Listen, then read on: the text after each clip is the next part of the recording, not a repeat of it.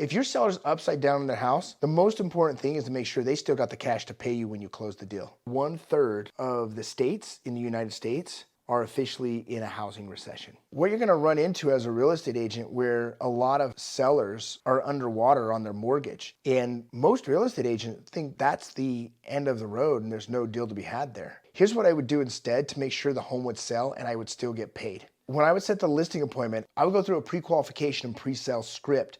I'd ask questions to find out exactly how much they owe on the home, how much they want to sell the home for, and how much the home really is worth. Many times, the seller would say, I owe $500,000 when the home is only worth $475,000. What I do with that, I get really direct with them before I even show up. I call them on the phone and I say, hey, look, I'm just getting ready for this appointment and I can either be really honest with you or I can lie to you. Which one do you prefer?